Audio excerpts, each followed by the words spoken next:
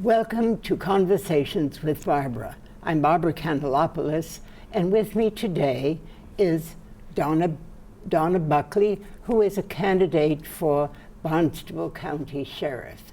Thank you so much for being here, for taking the time from your campaigning, which must be eating up an awful lot of your time. Well, thank you so much for having me, Barbara. We are having a very exciting summer. We are out traveling all over the Cape, listening to voters, meeting with them, getting their views about what they want for the next 6 years from their Barnstable County Sheriff's Office. And I'm sure you're hearing from many people the question, what does the sheriff do? So many of us really have not been keeping up with that. So tell us, what are the duties of the county sheriff? So that is a very important conversation for this election in November of 2022. The role of the sheriff in Massachusetts is different than we might think. We have this sort of stereotypical understanding of a sheriff with a badge and a gun and a horse, maybe a hat, maybe from an old Western. Right. Or if you're from other states, there are actually sheriffs who are law enforcement entities. But in Massachusetts, the role of the sheriff is correction, rehabilitation, and treatment of inmates. Many years ago, many hundreds of years ago, when we started incorporating our cities and towns, law enforcement became the role of our municipal police, the state police, the environmental police, and the sheriffs maintained the responsibility for correction, rehabilitation, and treatment of inmates. Well, in spite of that, it seems to me the incumbent and maybe your Republican opponent must have a different philosophy. It appears that they do. It appears that, my opponent is suggesting to the public that he's the law enforcement candidate for the law enforcement job. Ultimately, it is up to the voters of Barnstable County to decide what direction their sheriff's office should go. But with that vote, everyone who votes has to understand that the only entity in our criminal justice system that has the responsibility for correction, rehabilitation, and treatment of inmates is the sheriff. There are other entities who are responsible for law enforcement. So it seems to me that my opponent is describing a job that, that sort of relates to his prior state police background, but it isn't the job that the sheriff is supposed to be doing in Barnstable County. Now, care and custody is a huge responsibility, and I'm sure that inmates present many difficulties. What would be a real rehabilitation program? What would look like under your auspices?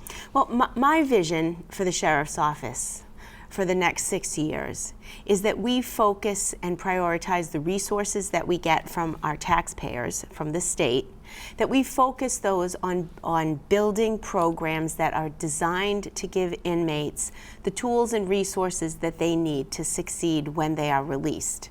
Every inmate who's at the Barnstable County House of Correction and the jail is going to be released back into our community.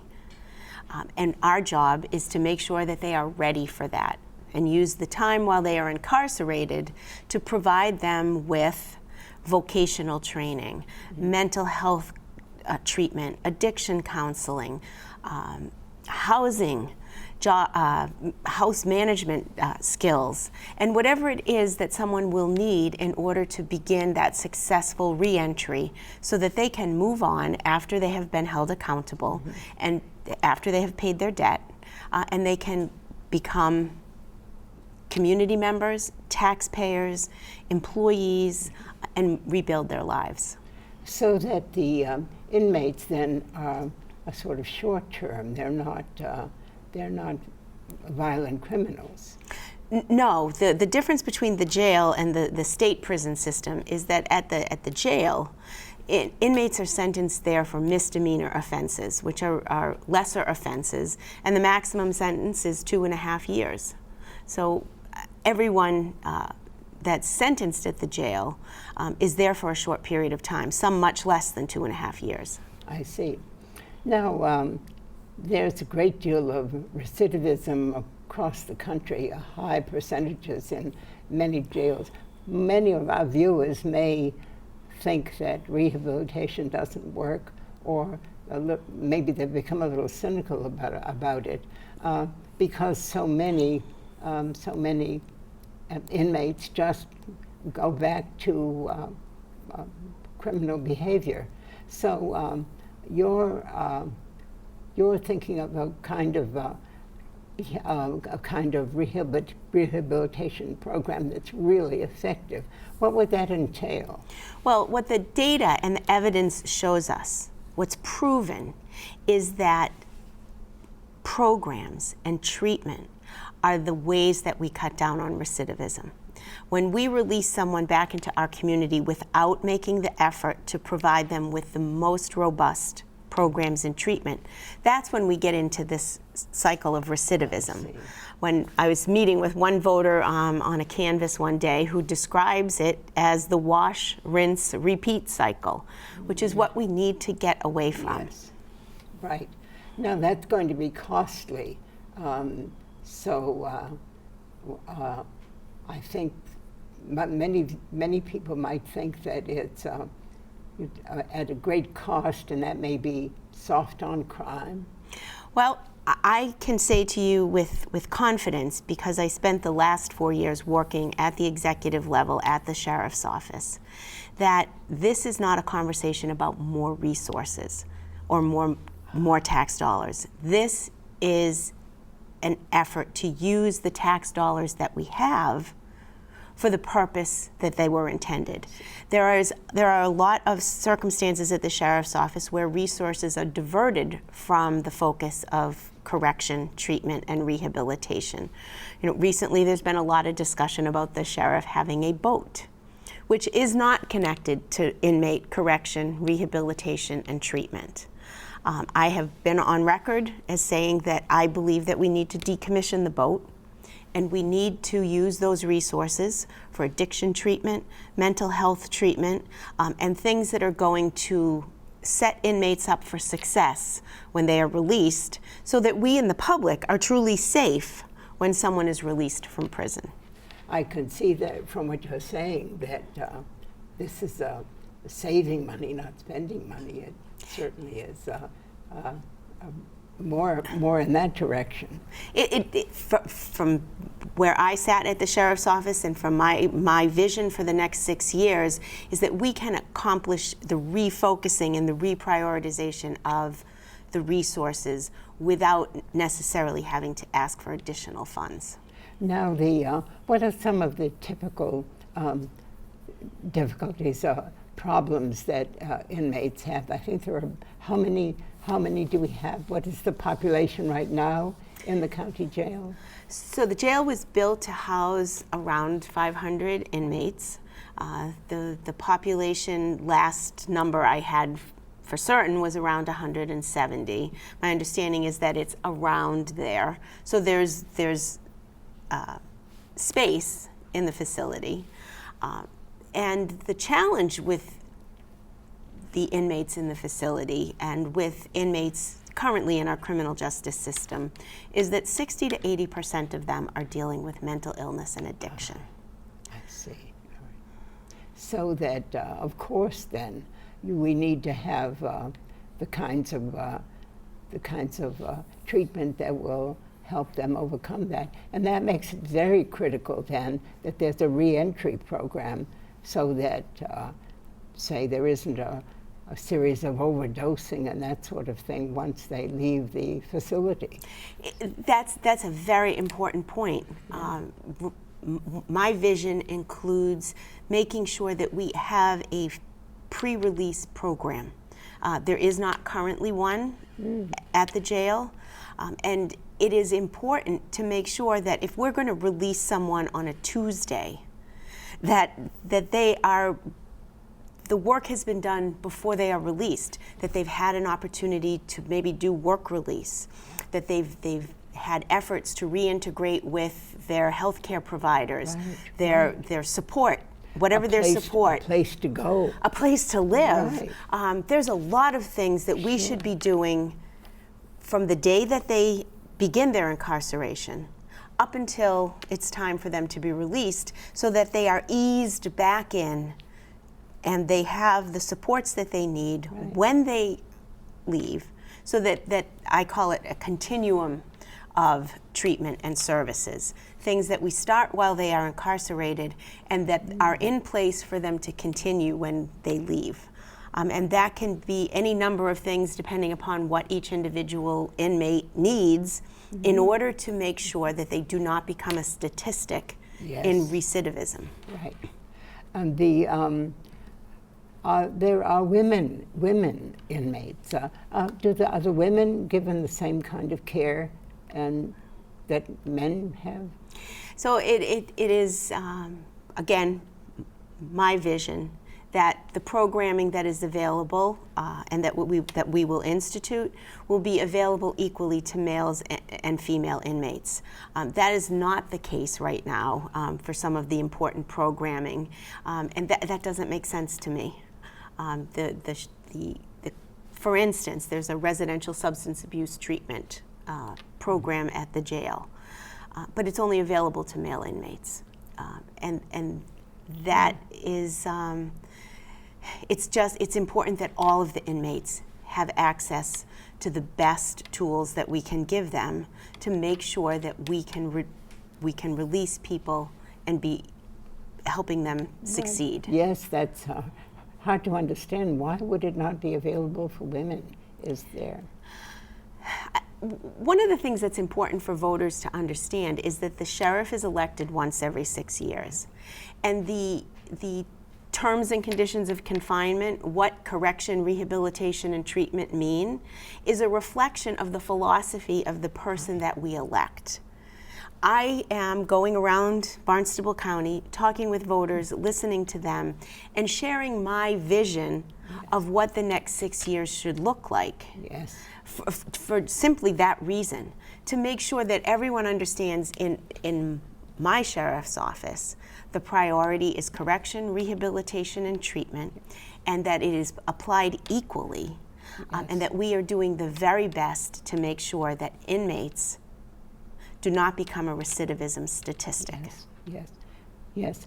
Now, tell us something about your own background, the skills that you have that would make you a great sheriff. Well, I have been a lawyer for 37 years. I've always worked and lived in Massachusetts. I came to Falmouth 10 years ago, and 4 years ago I had the opportunity to join the sheriff's office as the general counsel. Probably one of the most fascinating, challenging positions that I've had in my career. And in that role, I had a seat at the table. I worked at the executive level. I was involved with audits and compliance, policies and procedures, legislation, litigation, contracts, inmate issues, human resources, employee relations, collective bargaining, involved in all aspects of the sheriff's office operation, providing advice, providing training, making sure that we were in compliance with the rules that were out there, and interpreting the laws that applied to the sheriff's office. I enjoyed very much actually working with the current sheriff who's retiring, but philosophically my vision and what I saw there is very different than the philosophy that he has brought to the office, and it's very different than my opponent's philosophy. Yes, it seems that you have seen at the granular level the needs. But now with so many inmates, tell us something about the training of the custodians, those who are hired to be guards. Well, I think it's very important in this day when 60 to 80% of the inmates who are at the jail are challenged with mental illness and addiction issues, that we provide our corrections officers with the very best training that will give them the tools that they need to interact and be a rehabilitative and therapeutic entity within the jail as they interact with inmates. So we need to modernize their training, and we need to run a correctional facility that's designed to address the challenges that we have in 2022. So that anyone who applies for the job of being an official, say officer, they have to have some credentials? We are looking for people to serve as correction officers, which has sort of a dual function and should have a dual function. Its function is safety and security. Yes, yes. Because we have to have a safe facility for the staff. Yeah. We have to have a safe facility for the inmates. But at the same time, and of equal importance, is we have to provide a correctional, rehabilitative, and treatment-based environment. And the correctional staff are a big part of that. Yes. You know, how they interact with the inmates, how they deal with the challenges of everyday incarceration. Our correctional staffs should be the ones who are out in the community with inmates working on work release programs or working on community service projects. So I believe that our training needs to make sure that our staff are prepared to be interacting with inmates in that mode. Yes, and the correction officers would want to be sympathetic with the aims of rehabilitation. I think, you know, I used to teach criminal law and criminal justice, and you know, we talk a lot about, you know, our criminal justice system. And anyone who goes to school and studies criminal justice, whether it's in high school or at the community college level or at the college level, understands, and what we teach is that the correctional piece of our system is a correction, rehabilitation, and treatment-based system. Right.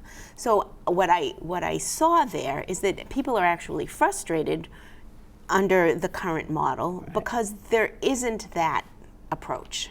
Yes. In fact, it seems interesting that the very technical name is Barnstable County Correctional Facility.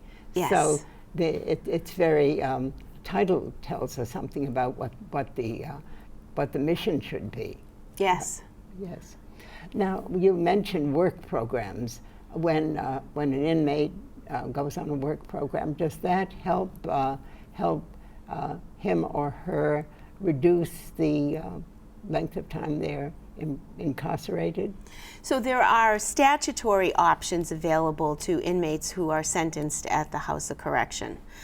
They can earn what's referred to as good time, and there are different types of things that will allow them to take some amount of time off of their sentence, and those are set by statute.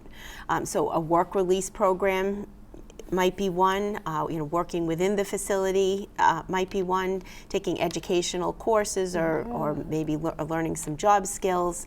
So there are opportunities to enhance someone's chances for success on the outside, as well as being able to reduce the amount of time that they are incarcerated. If we all have to remember with this election that the goal, you know, regardless of what we hear, the goal of a judge sending someone to jail is so that they will be given what it is they need when they are released to move on and rebuild. The goal is not to punish. Yes. The goal is to correct, rehabilitate, and treat. And yes. that's not a soft on crime. Everyone needs to be held accountable. Everyone needs to pay their debt. And the courts and our jury system and our judges decide what that is. And if that decision includes a loss of liberty, then that's what the sentence is. Mm-hmm. But the sheriff's job is from that moment forward to make sure that that person has what they need so that when they are released, they can be successful. Because we're cutting them off from everything. Yes. That's so interesting. I think that it's, in a sense, a way of altering our thinking about prisons. They're not there to punish. In fact, I think that I have read that very often someone in a prison becomes much more of a criminal. I think that it encourages the wrong kind of behavior, which is quite different from what you're talking about, the kinds of treatment that will encourage a kind of a positive behavior.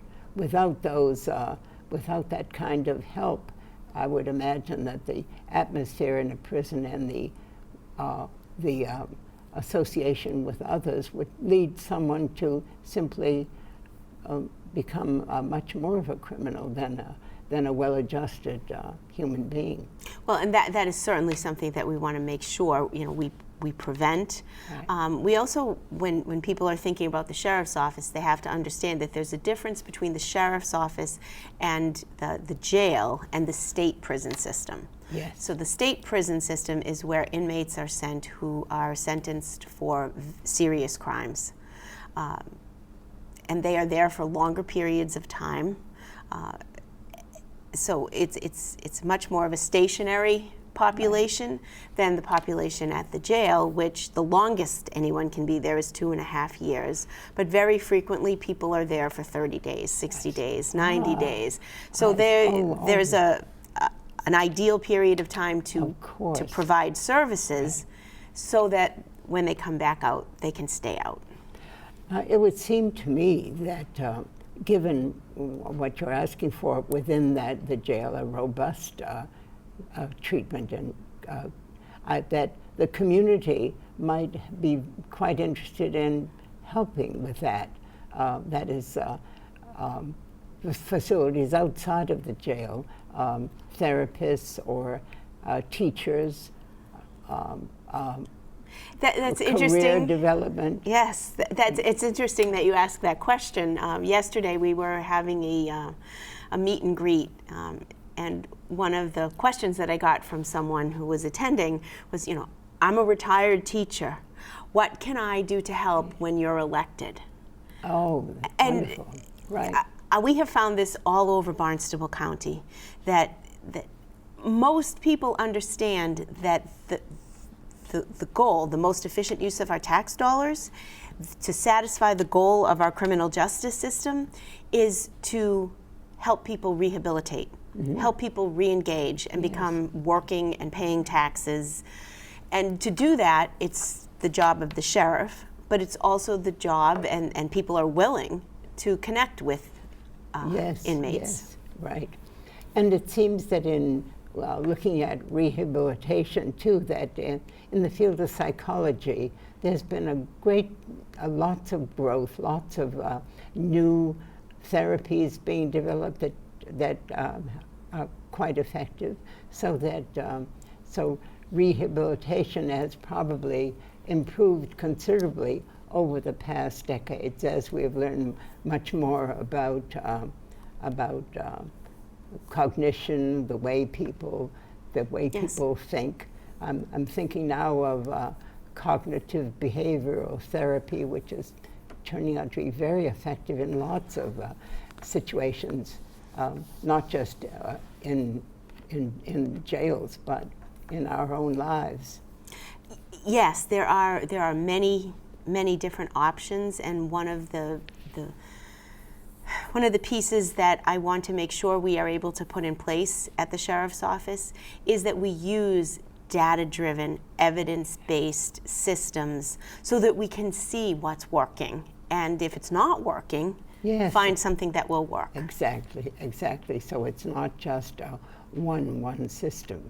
It's very interesting to think that you've already had someone who is interested in seeing how anyone in the public can help, and also because there will be a need for when an inmate is released, a need for caseworkers, for therapists, for safe houses.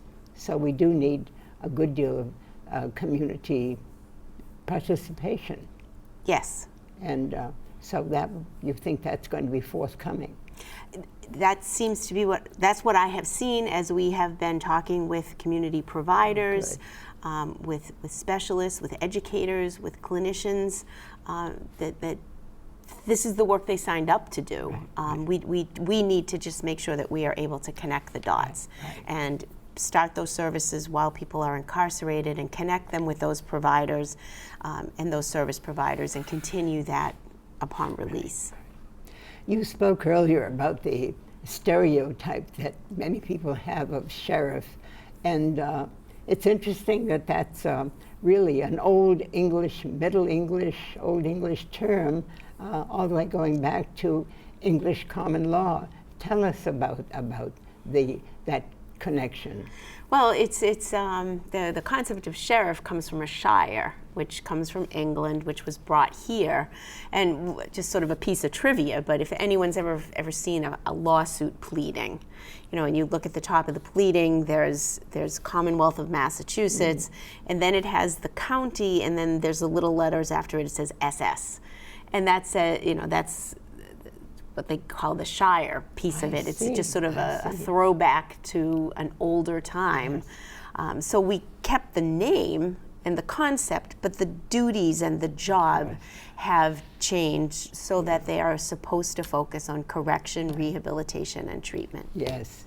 So all of this sounds really very exciting, and you seem to be quite excited about the possibilities of making these very important changes in the county jail.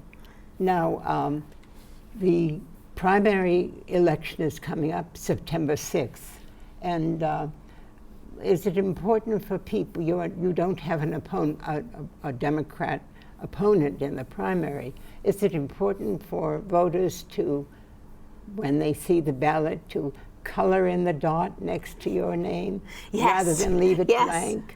Yes, I think that what that says to us is that people know, they're comfortable, they know sheriff, they know what they're voting for, and it's not something they're going to pass over. All right, so viewers, be sure to vote during the primary, and be sure you color in the little dot next to Donna Buckley's name.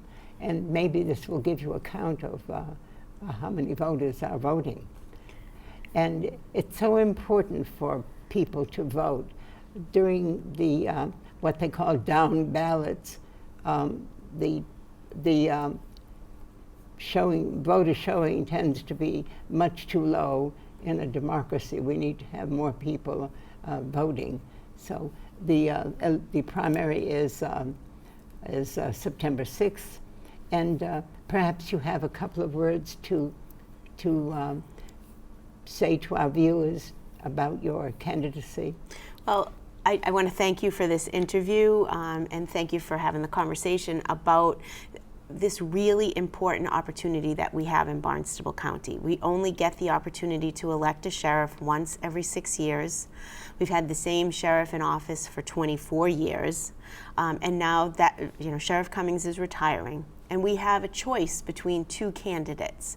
And I'm offering to the voters my vision of correction, rehabilitation, and treatment so that when inmates are released from jail, we are safe.